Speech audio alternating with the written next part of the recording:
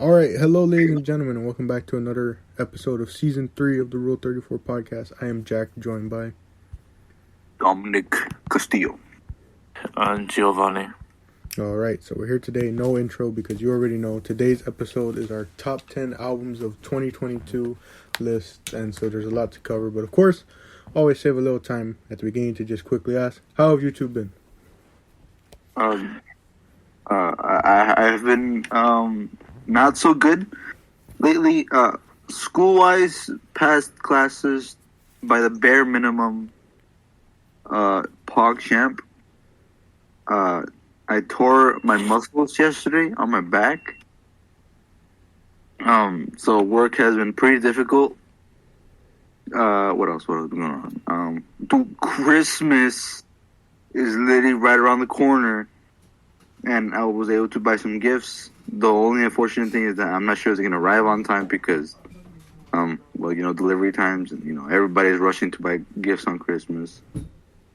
What else has been going on? Work has been pretty PogChamp. Unfortunately, though, our paychecks will probably be drastically cut because of the amount of days that have been reduced in terms of our availability, or just simply put, our times that we've been put on schedule. No, it's because the next week's events, they literally have, today, they only have one server on B, one server on C, and two on A. So it's because they don't need people. So why would you get people when you don't need them? So. That's true, and I don't want to say anything bad, but it isn't today's women's basketball. No, it's the U.S. female hockey team. Oh well. Dude, you're so out of touch with everything, man. Out of touch by Hall & Oates. I thought you were gonna say Kanye West, dude. I don't know where Kanye West comes out of that. Because you're always making the runaway joke. I would say runaway, but I don't know where Kanye West comes from. Because you love him. Anyways, moving on. Yeah, kind of. How about you, Gio? How have you been? Dude, yesterday was the World Cup final, Argentina versus France. I was absolutely gassed up. That's why I sound like this, because my voice suffered a lot from all the yelling and all the excitement. But besides that, basically the same thing as Dom. Work this week was pretty nice. It was pretty easy. There was one day when it was kind of bad, but there's a lot of problems within the system that need to be sorted out quickly, or else everyone's gonna suffer. I was able to get. Okay, why is AC Valhalla launching? Mm-hmm. Anyways, I was able to get a present for my father, but I'm still struggling with a present for my mom because of just how picky she is. But besides that, I'm looking forward to, the end of the year because it's the best time of the year. Now, it's debatable, but it's true. And then the start of next year is going to be very exciting as well because the homie Jack's going to have a party and we're all invited, even the viewers. You guys could come through. I'll put his address. Do not put Facebook. my address out there. Anyways, Jack, how you been, man? I've been doing pretty well. Trying to think of what has happened in this past week, which I can't remember too much. I started playing Minecraft with Ricardo and Cedric and having fun with that. We've had some pretty terrible stretches on Overwatch lately. Some completely terrible games. Was it yesterday or the day before? We spent 20 minutes in queue time waiting for a game and we couldn't even get one going. It took so long that Gio couldn't even play a game because he had to go get ready for work just for him to leave and us get put in the game right after he left. I guess the only other thing I want to mention is that as AEW continues to happen week by week, we're slowly getting matches. They obviously don't announce most of their matches until the week or two before for those shows, but we have one that is basically confirmed because you're not doing a best of 7 series to not go to 7, in the wrestling world. So we've been confirmed that on the LA show that we're going to, there's going to be a ladder match on that show, and it's going to be absolutely insane. And that's pretty much it. So let's get straight into our album, shall we? Oh, it is. 2022. Real quickly, I want to ask you guys, how much did you guys struggle putting this list together? I struggled on an uncomfortably amount because of how little music I listened to this year. I don't even think I'm able to put 10 on the list, dude. I have 7 maybe, but I'm trying to fix that next year, so it should be fine. How about you, Dom? It took me some time. A lot of the albums that we reviewed over the podcast would be on this list. However, I've also incorporated some outside albums. That's mostly my personal tastes that are very familiar to those who have heard the last 2021 best top 10 albums. So it would be something similar as to that. But it took a little bit of time, I'll be honest, incorporating, trying to listen to every song again to think that, there's just so many absolute bangers in the realm of music. It was kind of difficult just to put it all together in, the top 10 list. I feel you. 2022 was definitely an improvement over last year. Funny enough, there is an album from 2021 that I was planning to shout out, saying that if I had heard it in 2021, it would have been probably my top album. But I currently cannot do that because of said artist being featured in a court case right now. So I will not bring any light to his controversy. But I definitely did struggle this year because of just how much music I listened to. So much so that albums I thought were going to end up on the list didn't make the list. And I basically could come up with a top 10 of honorable mentions just that didn't make the cut for top 10. And I really struggled on what I wanted to be in my top 10 and then having to order the list. I mean, I kind of already knew what my top 3 were going to be, but everything from there was a big struggle. But so, let's start off with you, Don. What is your number 10 album from the year? Okay, so every time I'm driving, usually alone, I always like to play jazz music. But there's been so many albums, but I feel like there's one album that's an absolute slapper. And I personally think that from this artist that I don't think that many people know about, but I personally come to have a bit of a falling with the guy.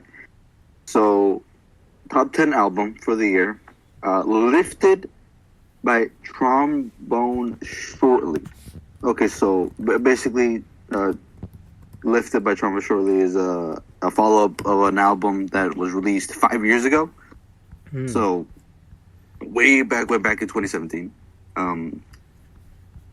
The majority of the music, obviously, trombone. He plays mainly trombone. But I feel like when it comes to jazz music, I feel like trombone is a very vital aspect of it. Sure, you have your saxophone, your cello, and all that stuff, but or your bass, and all that stuff. But I feel like the trombone itself is a very vital aspect in throwing deep grooves into the music as to that of Forgiveness. I believe that's the 7th track in the album. Good Company, the last on the 10th. I feel like, how would you say, this album in and of itself is very smooth. It could be very, I guess, rapid per se, considering he's just, even though he's just on a trombone the entire time. What would you say? I feel like it's just slappers. It's absolute bangers throughout the year. And I feel like this guy should be recognized a bit more for his skills on the trombone. And what else should I say? I feel like the engineers behind the music, for those, I guess I'll get a little bit of specific. Seth Atkins, who was the engineer on this LP, did an absolute great job in I guess the studio for the music. What else? What else? But yeah, absolutely love this sort of like jazz, soul, funk type of album. You know, personally, I feel like more people should get around this sort of music, but like in an appropriate sense, like in a lounge setting and maybe in a fancy restaurant setting. But yeah, personally, trombone. Trombone surely lifted bangers. All right, Bangers. sounds interesting. Gio, how do you want to do this for you? Do you want us to go until we catch up to your like number of albums, or do you just want to go and name what your album is? Because you mentioned you don't have 10, so I don't want the numbering to kind of get awkward, you know. Yeah, I feel y'all could go until 7. Till 7? That's where, yeah. Okay. I just wanted to make sure because I was like, I don't want the numbering to get messed up. All right, so Dom. Yes. I'm a level with you with your pick, and my number 10 is probably from similarly a group that probably a lot of people have never heard of. I have Cyber Kiss by Black Star Kids, and this is a group that I only found this year because I don't think I ever like specifically mentioned it on like the podcast, but basically every Thursday, because that's when usually in America new music drops, I was just going on to Apple Music, and you know how they have that section, Dom, where it's like Explorer and it shows you like all the albums that like released that night. Yeah. And so I forgot what. Here, I'll look up what the exact date was when this album came out. But so that Thursday when I went, September 23rd, 2022 is when this album came out. So when I was scrolling that week, I just saw the album cover and I'm like, this looks unique. And that's really the only way I can describe what this album sounded like, because it's so difficult to describe the sound because they got a little bit of hip hop to them. They got a little bit of like pop, and it's really difficult, but it was really unique. It most definitely isn't music for everybody, but it just had such a unique sound to it, as do each of the members, because it's 3 people. And I don't know, I've just completely fallen in love with the music and their whole aesthetic. I have it at number 10 because I didn't enjoy everything off the album, but it was still a really strong album, and really, really good album to find from such a small group that I wish would get more recognition now after listening to them. I see. How about your number 9, Dom? Okay. I kind of cheated for a bit of a number 9. So for number 9, I have John Coltrane's Blue Train, The Complete Masters. So basically, the original Blue Train studio album came out back in 1958. However, as of this year, there has been a complete, like, remastered version of it, which basically takes up all the songs and sort of like puts it back in a live studio sort of version. In other words, basically all the songs have been pretty much just remastered. Absolute classics. Technically, this is cheating because the original 58. It's 2022.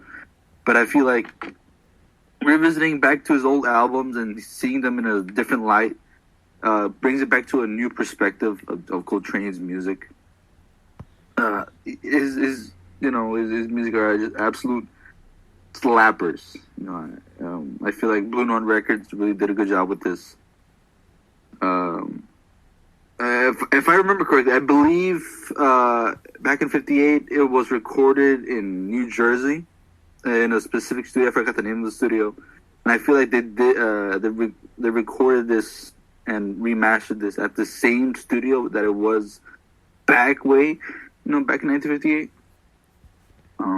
Which I think is an absolute, I think it's a good homage to Coltrane. With songs by Lazy Bird, what was it? Yeah, Lazy Bird, Moment's Notice, which is also an absolute slapper by Coltrane. I feel like just the majority of the album, I'm going to say are jazz oriented. But I feel like remasters always bring back like a good homage just to, just to incorporate, anybody's or any legends, just absolute slappers of their discography per se. What else? Also, as well, with the live performance of the remasters, I feel like everybody really did a good job on the album. Trombone coming back with Curtis Fuller. We also have who else? The saxophone, well, obviously John Coltrane. But obviously we know what happened. And trumpet with Lee Morgan. I feel like Lee Morgan also did a really good job on this. Absolute, he's smooth with it. Morgan's smooth with it. Morgan himself also has a bit of history on the trumpet, and I've been listening to his discography as well, and I feel like it's a good coming all together, if that makes sense. But yeah, the Blue Train, the complete master, is for the 9th pick. Interesting. I completely forgot about listing favorite tracks off the last album, but interesting pick. Dom is always on the jazz side of things, and I think you can make a pass for it, even though you said when it originally released, because this seems like a rendition of it, if you want to say, in a way. Yeah. You could make a pass for that. All right. My number 9, and one thing I'm going to mention is, like, right now is, I apologize if I mispronounce a lot of these artist names or their albums names, because it is very hard. But my number 9 is, I believe this is pronounced Almeida's Son by Suave. Real gritty hip-hop album right here. This took the place over 2 other hip-hop albums that I was going to potentially have on the top 10 list, but just got edged out. Like I said, real gritty. Suave definitely takes inspiration from Kendrick Lamar throughout this album. There's even one where I forget what song it is, but it sounds super similar to one of Kendrick's songs. And then there's one song where the flow he uses for a certain part sounds like another Kendrick song off of Good Kid, Mad City. Then there's some parts where his flow sounds very reminiscent of Jid. And it is also an album of 2 sounds, I would say, because at some point, like halfway through the album, he just kind of changes up the sound, slows down the pace, but still, kind of keeps the same message throughout. And I just, I really liked it, and I really liked how upfront he was with a lot of the messages he was like talking about. Like, one of my favorite tracks off the album was Grown Man, where he basically talks about the fact that like his father wasn't there, and he basically talks about he basically, how do I want to put it? He doesn't pull any punches, basically saying that he never accepted any help from him, and that now that he's a grown man, he can what's the phrase that he uses? He basically talks about that, like, since he's a grown man now, I forget the lyric, but he's basically saying that, he's gonna, like, go after his dad for all the years that he missed, And then, there's still a lot of really good, other songs. Like, there's another one called, Money Can't Ease Your Pain, and I think that's a real good one to sort of, symbolize the struggle that a lot of us, go through, where we think that, chasing the money, chasing these lucrative careers is what's going to be what's going to heal our pain, what's going to heal a lot of the trauma we've gone through, but it doesn't, And overall, I think it's a really great rap album and real, like I said, gritty sound to it. How about your number 8, Dom? Okay, my number 8, this will be a little bit unexpected, but I feel like coming back to just an absolute odd take, but I feel like Donda 2 by the West Man. I feel like Donda 2. Although, yeah, I'll put it on low because, reasons. But for Donda 2 by Kanye West, I feel like I'm not sure how to explain it, but I feel like it was a not a solid. It wasn't structured all the way through. I enjoyed some of the music, but I think we all know there's the reason why it exists, as it's pretty much a sequel memorial album to obviously to the late, the mother of Kanye West. I feel like this album in and of itself is sort of okay. Obviously we could tell it's not 100% all the way through, and I would assume it's been rushed just to fit in with the 2 February 22nd, 2022. Even though he was kind of late on it, I feel like with Donda 2, to circle in after the existence of the first Donda album, it made me a bit curious as to how Kanye could make an entire album after the fact of the first Donda. The first Donda in and of itself was pretty okay. I really like some of the songs. Some of the songs weren't the best of the best, and they sort of felt a bit rushed. Coming back to Donda 2, it's the same thing, pretty much. Some people might agree, some people will probably disagree that it was either better or worse than the first Donda. But it just, it wasn't the best, per se. I liked it. It was experimental, but it wasn't the best of the best of Kanye. And I feel like if he just simply had more time and, did not display the entire album on the what was it, the stem player. It was on the stem player. You had to pay $200 for the album without, the need of pirating the entire album off online or something like that. But the fact that you also had to pay $200 just to hear it on a stem player, which wasn't the best, and in and of itself, even if you connect the aux cord and stuff like that, you will still need software to I guess render it even better, but you couldn't because it's a stem player. There's nothing much else. But aside from that, I feel like it was pretty much an overall success in terms of popularity. Donda 2, in and of itself, wasn't the, an absolute hit piece, masterpiece, whatever.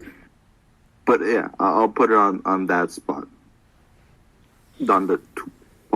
How about you, Joseph? Very, very interesting take there, especially because we never got an official release of it. But I still remember that he had a couple bangers on there. You can't fault him for that.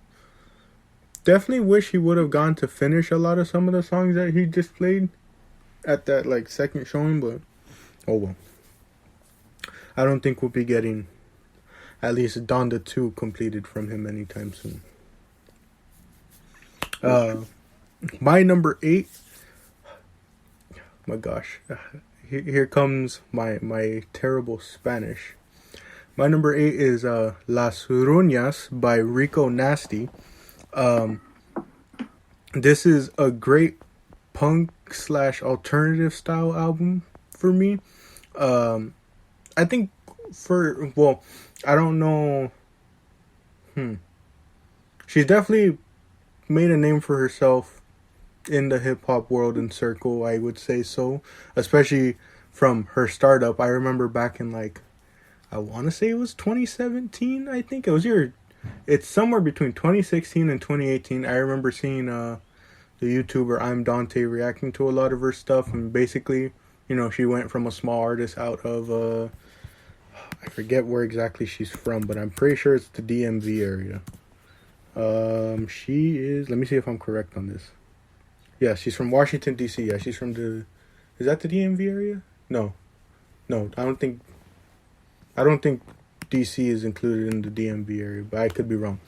But I remember basically just seeing her from as that small artist, and of course, because I was in high school at the time, and I'm not to the level where I'm at now when it comes to music, so I wasn't the biggest fan of what I was hearing. But then as the years went on, I just always like kept an eye and was like, oh man, she's one of those artists that like you just see start blowing up, and I saw someone bring this up, which I guess is a fair point for Rico, is that someone mentioned she makes music that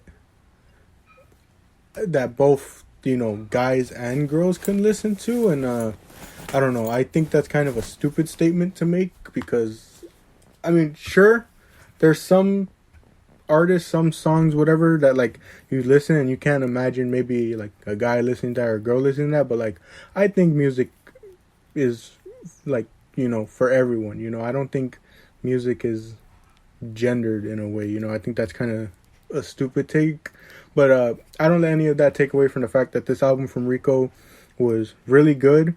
Again, I don't think it's an album for everyone just because of the sound of a lot of it. If I had to describe it, it's really raw. Like it's just right there in your face a lot of the times. Like one of my favorite tracks, Black Punk, is like right there in your face, loud. It has a lot of like upfront sound to it, if that makes sense. Like it's just like right in your face. A lot of the lyrics sometimes you're just like a lot of lyrics would definitely throw a lot of people off for sure. But it really has that punk and alternative energy to it, that heavy energy with it. And the funniest part, or like not the funny, but like the best part to me was like she had this album that was just so high energy, so like just raw and in your face.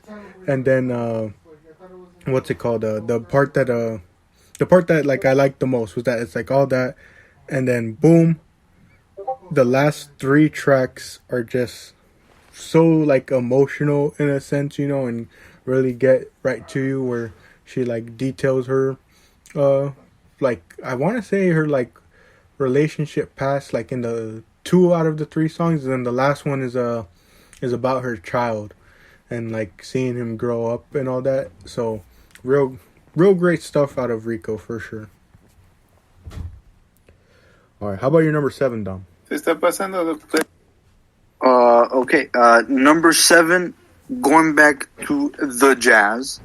Okay, this time I did cheat again. I'm going back to the Miles Davis Quintet Revisited.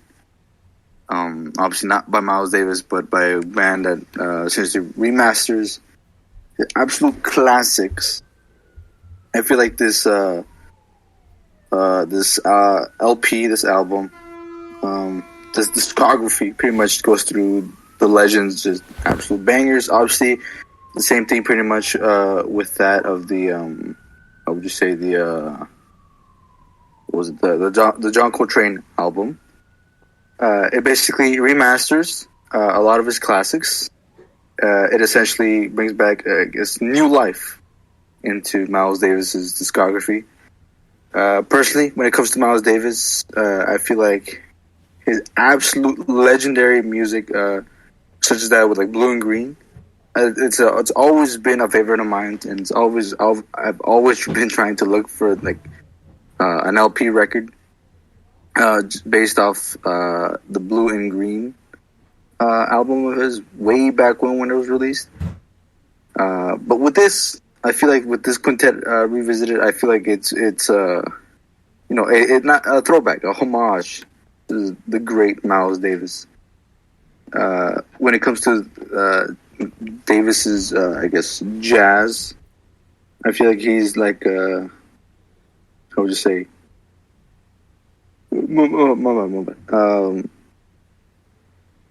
would you say it? It's a slapper. Basically, it's an overall slapper. And I don't really have much else to say except that this sort of jazz music was how would you say it? I can't keep saying legendary, but it was essentially how would you say it? It was good. It was good. No, I'm trying to come up with a different word. Aside from legendary, good, absolute banger. It paying a homage to Miles Davis. I can't put it into words, so my apologies. but it was good. It was good listening to this, and in overall. So yeah, that's my pick. All right. Gio, are you there? Yeah, I'm here. Okay. What about your number 7? We're finally giving you a chance to speak. What was your Yeah. number 7? Just before I do 7, I'm just gonna do my honorable mentions since I haven't talked in the last 30 minutes. Yeah. There's Me versus Myself from Boogie. There's 12 Karat Toothache from Post Malone. There's Celebrate from Twice. Mm. There's Real Love from Oh My Girl. All bangers. All of those were really good. I enjoyed when I listened to them. But, they're just not worthy of a spot, in my opinion. And anyways, for number 7, this is kind of I don't know, I feel kind of bad for putting this one at number 7, but realistically, it's what I have to do. It's 28 Reasons by Sulgi. This album came out not too long ago, or EP, but whatever. It's a banger. We reviewed it on the K-pop side of this podcast that we have. It's pretty much dead at this point, but someday we'll get back to it. And there's a lot of good songs, the title track 28 Reasons was really good. That Man Running was really good. Los Angeles was really good. It was a different, very different from the rest of the songs, which made it even better. So yeah, that's gonna be my number 7 spot for top 10 albums of the year. I feel you. I wanted to put 12 Karat Toothache by Post Malone on here, especially after seeing a lot of the album performed live. But it just missed out. My number 7, I really don't know how to pronounce this guy's name, but I have Error by Lee Chan Hyuk. I don't know how to pronounce this guy's name. I'm sorry. I'm sorry to any K-pop fan that I offend, but I even tried looking up pronunciations and I still can't remember. But anyways, it's a K-pop album. I randomly came across it one day again because of its album cover, and it was a really confusing first listen, I'll say, and it's the reason why it's at number 7 and not higher, because the first 2 songs are these high energy songs, very reminiscent of I don't even know what setting you would paint it in. I guess almost street racing type song, something you'd hear in the original Fast and the Furious movies when they still had the street racing concept, it has that feel to it. And then the rest of the album after those 2 songs is what you'd expect out of a K-pop album almost. And so it was really confusing to see it go from that, but I still don't let that take away from it being a really good album, because it had a lot of good instrumentals to it, and the guy's voice was really great. And if I had to highlight some tracks off of it, Siren was a really good song. My favorite off of it was probably If I Can't Go See You Right Now. I showed that song to my dad and he really liked it. I still need to show him the lyrics to it. Miss Call is another emotional song, really slow though, but really great album from that one. Number 6, Dom, what's your number 6? Okay, this might be an unpopular opinion. Personally, going with my 6th pick, Honestly Nevermind by the Drake man, Drake. Okay, so a lot of controversy came with this album from the Drake man. People didn't really like it, mostly because it was mostly just house dance, just music with no real, I guess, story per se. But obviously, Drake being Drake, I feel with this one, personally, the idea of dance music, house music, party music, I feel it slaps for me. Calling My Name in and of itself, just the beat after when the guy says, I don't think I could say it, but Calling My Name, the beat afterwards just slaps. It just slaps. I don't know why. Flights Booked, Overdrive also as well, absolute slappers. Jimmy Cooks at the end with 21 Savage, also a slapper. But I feel like the overall album, even though people probably don't like it, and honestly, considering the album cover in and of itself is also kind of odd. I feel like the music itself, as per it being intentionally to be used for parties and stuff like that, I feel like it's also a good to nod your head at, if that makes sense.